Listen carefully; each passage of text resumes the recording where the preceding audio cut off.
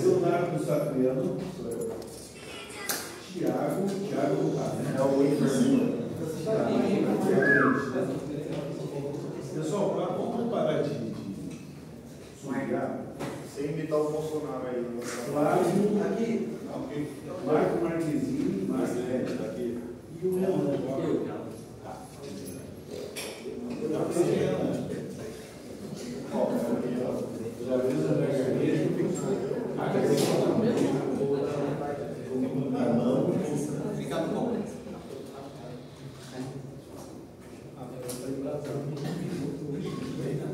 E elas apresentam essas 447. Isso. Vamos lá, pessoal. Tá descendo. Peguei esse computador aqui, a válvula. Isso é legal. Alguém de vocês tem, por acaso, uma bolacha dessa completa? Eu ganhei uma pequenininha, uma menorzinha. O adesivo, o senhor disse? É. Eu acho que o Marquinhos, né, que ele tinha... Eu não sei se você precisa colocar no porque eu acho que a gente tem um adesivo maior também, professor. Na verdade, já aconteceu. Eu ganhei um pequenininho. Mas o pequeno está incompleto. Eu preciso botar no quadro. Tá assim na carteira. Eu tenho menor, igual o pequenininho do senhor, só que completo. Se o senhor precisar, eu tenho em casa. O adesivo. Ali, ó. Esse daqui? O Alex tem um também. Mas está completo? Está certinho, beleza? Só que ele não é muito grande também. Valeu. O professor tem um formato que depois do carro dele, vocês viram? Do Piaí. Obrigado, tá? Obrigado.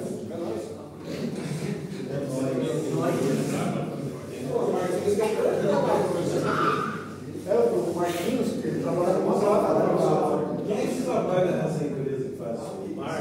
Marcos, chama Marcos. Ele passou mal hoje, não tá. Ele sempre vem. Ele passou mal hoje. Viu, pessoal? Atenção. Eu pedi outro dia para cortar, sei lá, o EV para colocar no helicóptero. Tirar aquele negócio do Wi-Fi, tá? Sim. Mas o brevê que o senhor diz é essa daqui? Esse aí, tá lá. Tá fazendo. Não, o Marquinhos faz, não. O Marquinhos ele trabalha numa gráfica, professor. Eles fazem envelopamento também. Mas aí, lá. Também? Aí eu incentivei tudo no curso, né? Pessoal. Bacana, foi bacana. Boa noite, pessoal. Bom, aí. Boa noite. A gente vai falar sobre o Air France, o voo 447, que mudou a história da aviação comercial depois do acidente. O nosso grupo aqui está sendo formado por mim, o Rian Marques, colocava com Z. O Z agora com esse nome você não reviu. O Renan Freitas, o Renato Satriano, o Flávio e o Thiago, que infelizmente está de atestado. Infelizmente, estaria testado. Pode fazer. Bom, eu vou dar os tópicos aqui porque a gente vai falar. A situação do Air France, a gente vai falar sobre as informações de voos, o horário que ele saiu do Galeão, o horário que era para ele chegar, o horário de queda, o horário que começou a dar os problemas, acidente em ordem, vai ter uma ordem cronológica, a gente vai falar as ordens, as condições climáticas na hora do incidente, a desorientação aeroespacial. A gente vai falar também um pouco da falha técnica e a perda de controle que eles tiveram durante a situação. A gente vai falar também da queda de impacto. Os fatores humanos, essa parte dos fatores humanos vai ser bem falada, pois teve muito na questão dos alarmes dentro da cabine, os 3 pilotos que tiveram na aeronave, e a gente vai discutir também, vai fazer algumas discussões e falar das consequências. Essa bolacha, de onde é que é isso? Onde é que vocês tiraram isso? Professor, foi o chat GPT. Eu pus lá assim toda a foto com um avião. Aí ele produziu essa imagem. Feio, né? Maravilhoso.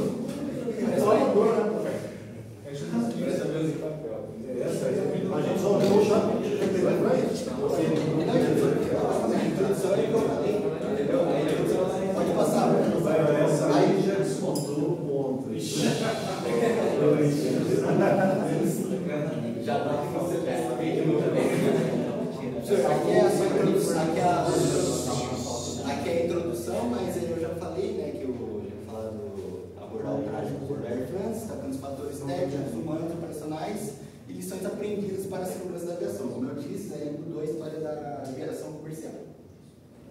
Muito obrigado. Boa noite a todos. Boa noite. Essas são as informações gerais do voo Air France 447. Ele deu origem no aeroporto internacional do Rio de Janeiro, o Galeão, e o destino era para o Charles de Gaulle, em Paris, na França.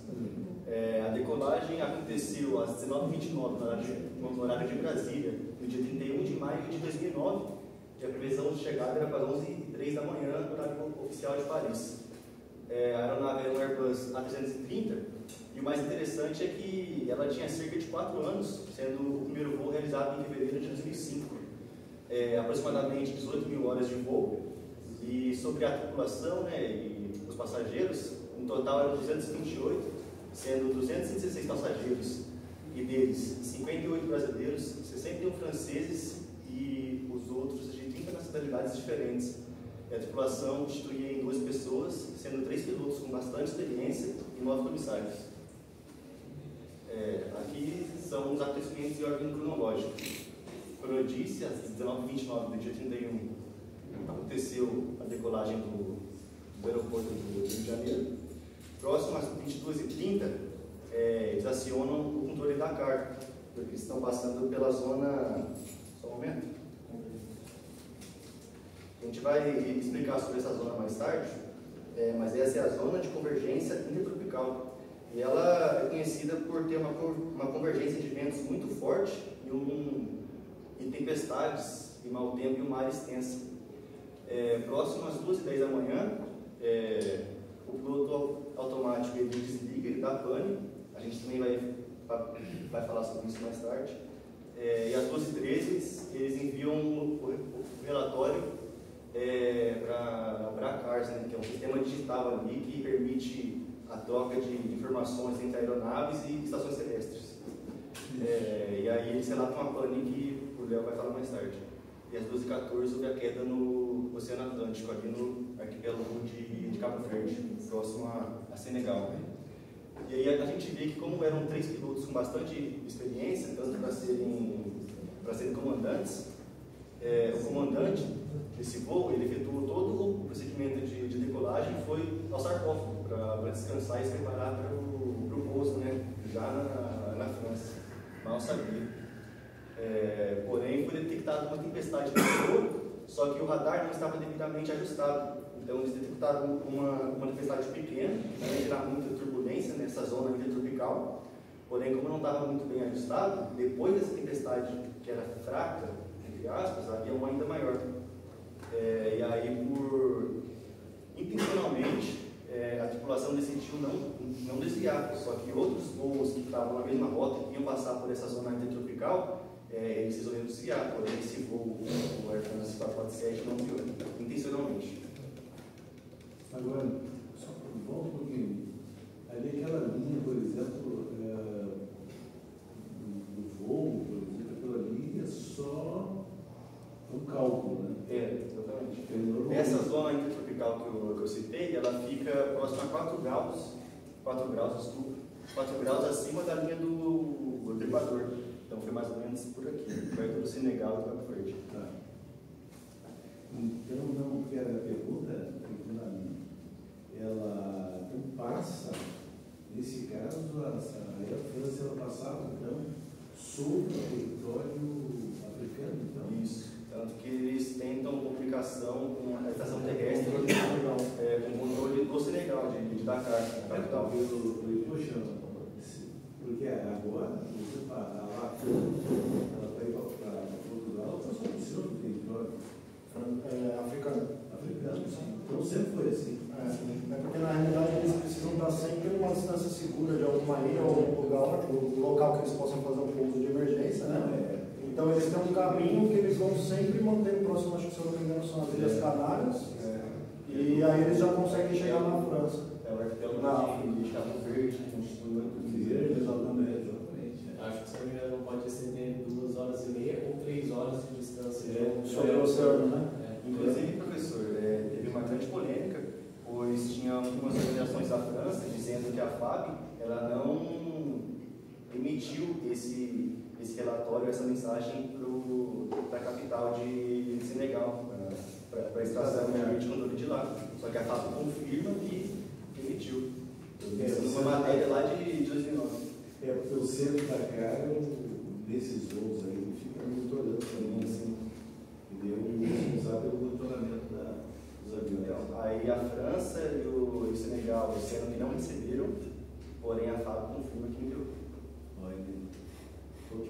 É isso. Obrigado. Bom, pessoal, aí eu vou falar um pouquinho também das condições climáticas, que foi o fator contribuinte aí para a queda da aeronave, né? Como o Marcos já falou da ITCZ, que na realidade é em inglês Intertropical Convergence Zone, que é a zona de convergência intertropical, que é um local que é muito utilizado pelas companhias aéreas comerciais devido às jet streams, né, que são correntes de vento de alta velocidade que acabam encurtando e economizando combustível aí para as companhias aéreas. Então, é uma área que é um acúmulo de muitas nuvens, bastante umidade do planeta Terra, devido à força de Coriolis, que é uma força centrífuga que vem devido à rotação da Terra. Então, toda essa umidade ela é jogada para a linha do Equador ali, que é onde formam essas correntes de jatos. E ela dá uma variada dependendo da época do ano. Por exemplo, no verão fica mais quente no hemisfério norte, ou então variando para o hemisfério sul, né? Depende de que lado que está aí o verão. E ela foi um fator muito relevante para o acidente, né? Porque ela também produz baixíssimas temperaturas, fortes turbulências severas, e normalmente eles conseguem antecipar essas tempestades para fazer os devidos desvios, né? E como o Marcos falou, todos os voos daquela noite estavam efetuando os desvios dessas tempestades, porém eles optaram por não fazer esse desvio, né? Porém, não foi intencionalmente, mas vamos dizer inocentemente, porque eles acreditavam que era uma tempestade bem menor do que realmente era, né? O radar deles estava com um ganho equivocado, então eles não conseguiriam visualizar a tempestade bem maior que estava no fundo. E essas tempestades, elas chegam a atingir até a estratosfera, de tão alto que seja. Então, o avião de forma alguma consegue passar por cima, né? Então, mais ou menos isso daí que influenciou bastante na parte climática, né? Pode começar, por favor.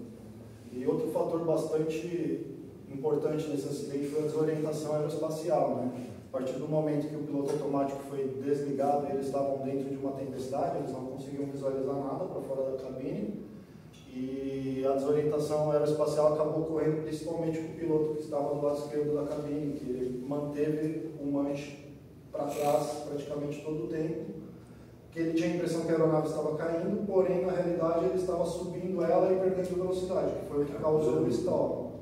O primeiro stall foi causado por isso. Aí eu fiz uns estudos que eu descobri que tem uma Associação Brasileira de Otorrinolaringologia, que eles fizeram os estudos da desorientação aeroespacial e eu encontrei mais ou menos o que eu acho que pode ter passado ali pela sensação do piloto.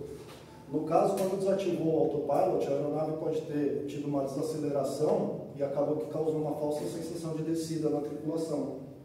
Quando você perde a velocidade, você acredita no seu córtex, aqui tem algumas explicações, que a gente está baixando. Então, instintivamente, o piloto puxou o manche para trás para evitar essa descida. E, na realidade, foi o que ocasionou a diminuição da velocidade. E, como eles já não tinham a indicação de velocidade, acabou que foi drenando a velocidade até o ponto da aeronave chegar a menos de 100 nós, que para uma aeronave desse porte, desse peso aí, é muito pouca velocidade, e aí acabou que ela entrou em stall. Outro detalhe importante também é que eles estavam próximo ao limite dela de altitude. Então, conforme ele já iniciou a subida da aeronave, ela chegou próximo do limite de altitude dela e aí ela perde mais drasticamente ainda a velocidade mais rapidamente, porque além do ar efeito, está em grandes altitudes, e aí foi acabando a velocidade e a aeronave chegou no limite dela e ela começou a estolar. E instintivamente o piloto continuou praticamente todo o tempo da queda puxando o manche para trás. Isso foi o piloto que estava na esquerda no comando.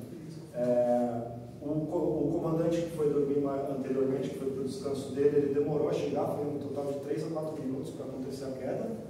E quando ele chegou a citar esse fato de que deveria ser colocado o nariz para baixo para ganhar velocidade, porém eles já estavam a baixa altitude, menos de 5.000 pés.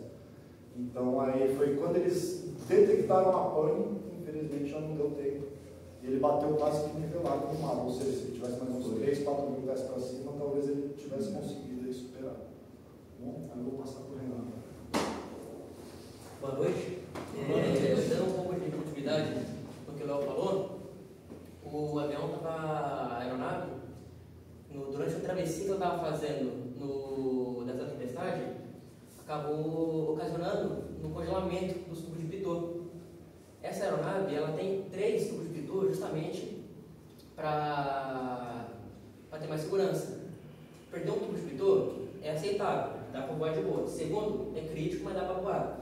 O terceiro, é assim, é um nível tipo assim, muito raro, mas assim, não é o fim do mundo, dá para voar ali. Mas o que aconteceu? Quando ele perdeu o tubo de pitot, automaticamente já tirou o piloto automático e botou no voo manual. Quando desconectou o piloto automático, deu essa sensação de falsa descida e o piloto já mandou o side-stick para subir o nariz da aeronave.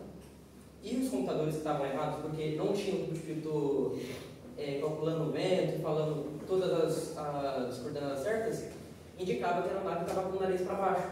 E ele estava só dando o nariz para cima, a aeronave perdendo velocidade, chegou um momento que ela perdeu a sustentação. E ali ele não entendia nada, começou a cantar o stall. A aeronave, em vez de dando aquilo, começou dando só alarme de falha, ele entendendo de onde estavam aquelas falhas. Até que o copiloto, ele até tentou falar pro comandante para poder baixar o nariz da aeronave, só que ele não falou com clareza, estava uma confusão aquilo lá, a cabine já estava num drama total. Ele chamou o comandante para ir para a cabine, e esse comandante que estava no controle deu mais motor para tentar sair daquela situação. Naquela situação só piorou, porque quando forçou para subir, ele piorou o ângulo de ataque. Aí a aeronave só foi caindo. Quando o comandante chegou na cabine, não foi entendido direito o que estava acontecendo. Depois de um tempo, o piloto falou que ele está tentando levantar o nariz da aeronave de todo jeito, mas está falando que está descendo. Ele falou, não, desce. Desceu o nariz da aeronave, só que já não dava mais tempo. Quando a aeronave bateu no mar, pode pular a aeronave, ela estava com 15 graus de elevação no nariz, estava só a 107 nós de velocidade. Então ela estava caindo, despencou de barriga mesmo. O avião, a aeronave, ela caiu às 2h14, matando todas as 228 almas que estavam a bordo. E os destroços foram totalmente localizados todos depois de 2 anos.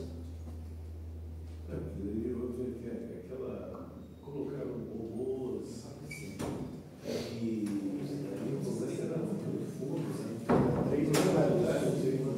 3 mil metros de profundidade na área. Foi 1.000 quilômetros afastado de Fernando de Noronha e 3 mil metros de profundidade. E a caixa preta, assim, nas minhas pesquisas que eu fiz, eu pensei que a caixa preta, eles contrataram matemáticos para fazer um cálculo para encontrar das correntes do mar. Das correntes do mar para encontrar a caixa preta do... Foi o que ajudou ele, foi só 2 anos depois da queda, ou seja, demorou 2 anos para localizar. Aqui a gente tem uma simulação, não sei se vai abrir o vídeo, pode clicar no título. Aqui a gente tem a simulação, a gente não vai passar tudo aqui, a gente vai passar mais ou menos um período como ele foi um pouquinho de vídeo. Bota uns 4. Pode pôr um pouco mais pra frente. E quando o Kaique está passando aqui é o side stick do copiloto. Vocês vão ver que o side stick dele está toda hora em movimento. Já o do Robert, que seria o piloto mais experiente, em momento algum se move. Só no final. Mas no final já é tarde demais.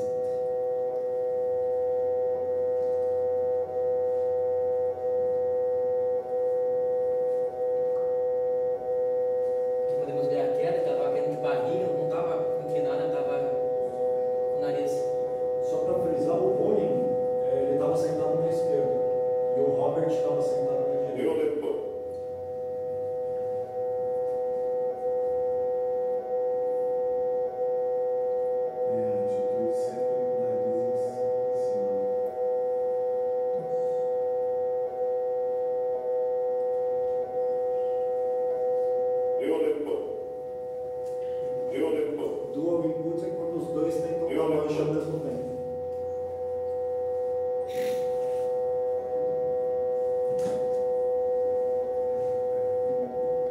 Aqui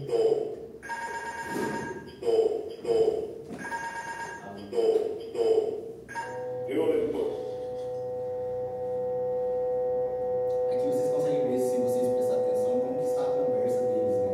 Vocês veem que eles estão conversando meio, um fala outra coisa, outro fala uma coisa, que um tá subindo, o outro tá caindo. Shake rate. Pull up. Pull up. Pull up. Pull up. Priority right. Pull up. Pull up. Pull up.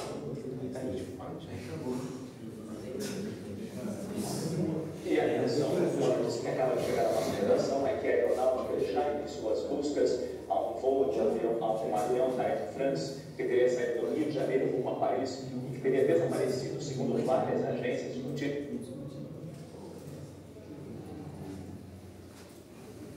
Eu vou falar sobre os fatores humanos que ocorreram no acidente. O Ian e o Vila começou a falar um pouquinho agora na parte do vídeo, que é por causa do estresse. Teve muito estresse porque um comandante estava dormindo e ele não conseguiu explicar com clareza. Ele acordou, lógico, ele acordou e foi ajudar, mas ele conseguiu explicar com clareza, por conta que era um estresse, não estava quase entendendo nada. Então deixa um pouquinho anotado aqui, que é o excesso de alarmes sonoros, alerta de stall e mudanças súbitas exigiram decisões rápidas em um ambiente caótico. Então, com certeza, se fosse na situação, tipo, eu agora, eu não consegui fazer nada, por pressão. Aí também tem a parte da desorientação espacial, que foi o que o Leonardo falou, que com a perda de dados confiáveis e a falha dos sensores, os pilotos não sabiam com clareza se o avião estava subindo e descendo. Porque por ter os 3 tubos de pitot da falha, começou a falar coisa errada dos sensores. Ou tipo, tava falando que tava, tipo, ele tava tentando subir, mas porque tava falando que tava para baixo, mas não tava acontecendo nada, e o avião tava reto. Nivelado. Também teve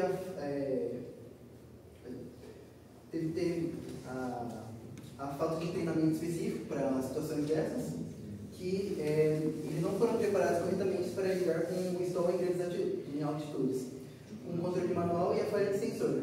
E é como tipo, tinha uma hierarquia assim, entre esses 3 comandantes, que o mais experiente sabia mais, ele estava meio desnorteado, e o segundo estava na hierarquia. Tinha o mais experiente, que estava meio desorientado, o segundo que estava quase fazendo nada, o controle dele estava parado, e o mais baixo que estava tentando fazer alguma coisa.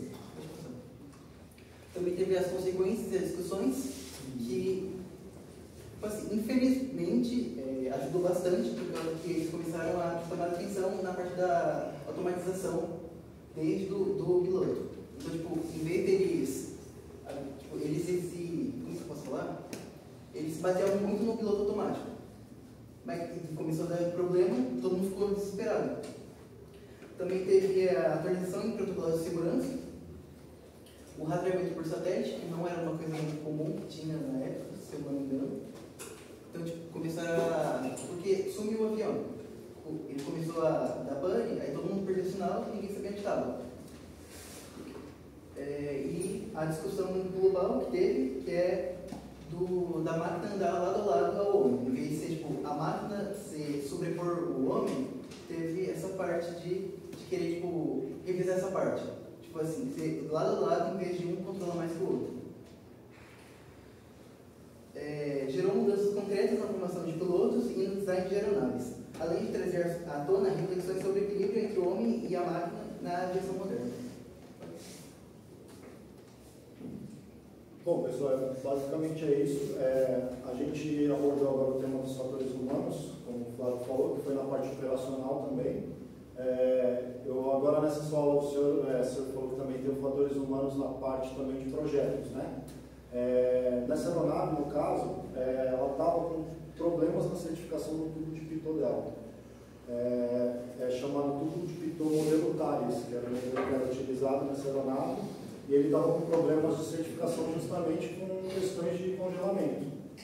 Então, era uma coisa que era um assunto que já era levantado na época, porém o A330 ele nunca tinha tido fatalidades até então. Então, era uma aeronave de grande confiança, inclusive os pilotos tinham essa sensação, eles falaram na cabine antes de ter as planes, que eles estavam tranquilos por ser uma 330, de passar sobre a tempestade, mesmo achando que ela era pequena, claro. E também eu coloquei ali um simulador ali para a gente ter uma noção que o problema do treinamento deles não foi falta de treinamento em si. Todos estavam com os treinamentos em dia, com suas habilitações em dia, porém o treinamento em panes em cruzeiro não era muito comum de ocorrer com os pilotos, que foi justamente o tipo de pane que aconteceu com eles. Então eles meio que foram pegos de surpresa e eles não tinham treinamento adequado ali para reagir a essa cena.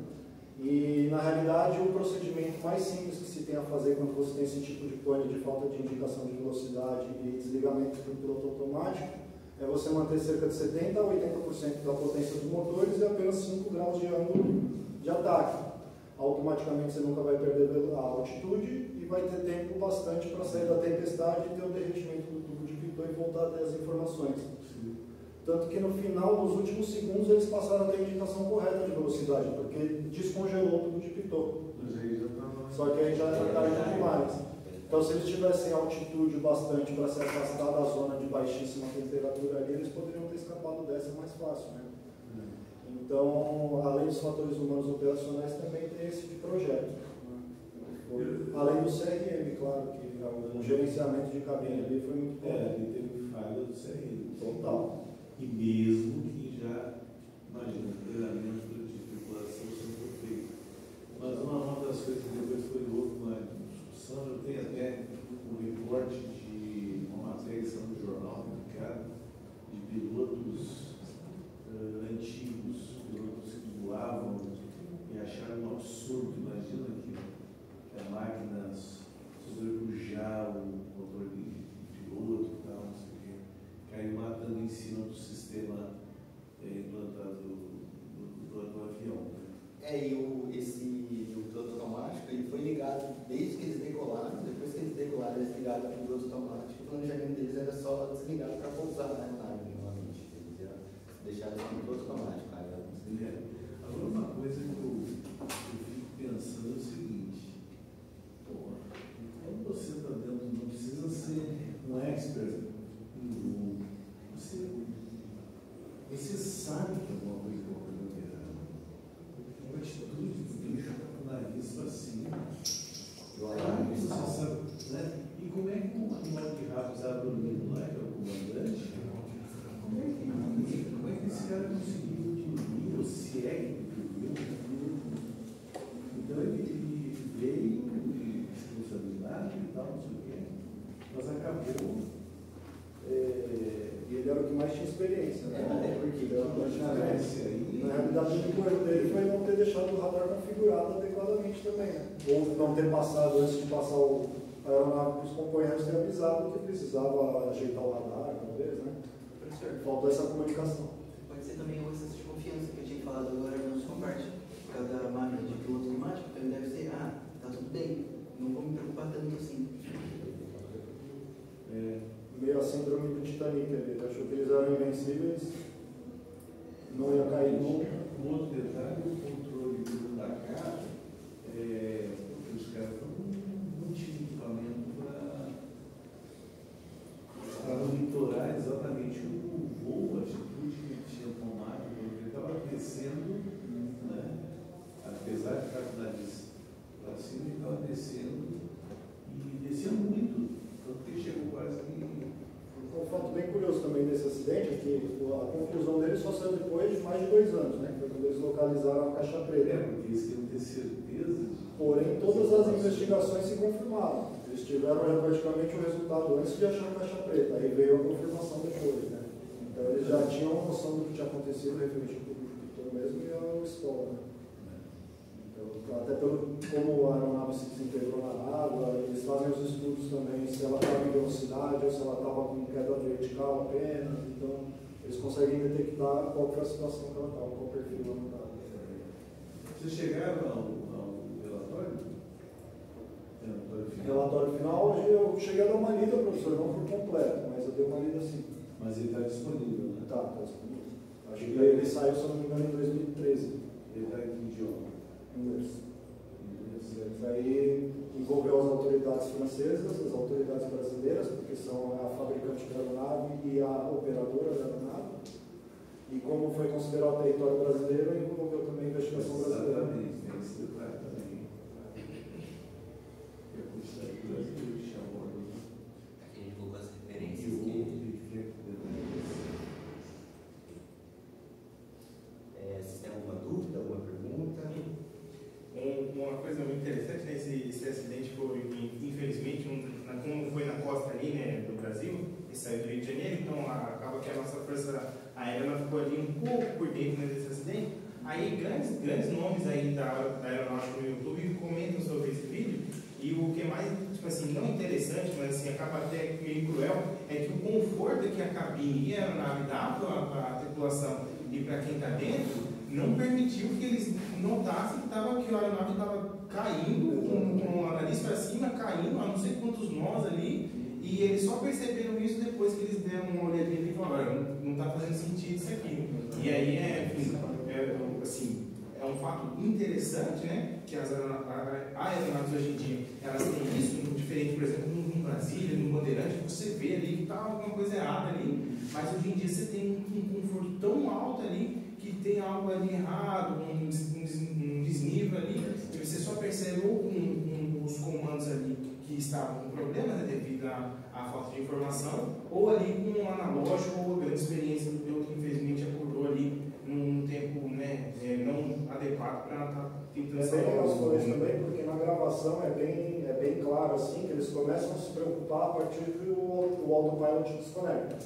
E ao mesmo tempo que eles se preocupam, aumenta fortemente o barulho de chuva no para-brisa. Pela gravação você ouve que começa a ter aquelas pancadas de granizo no para-brisa.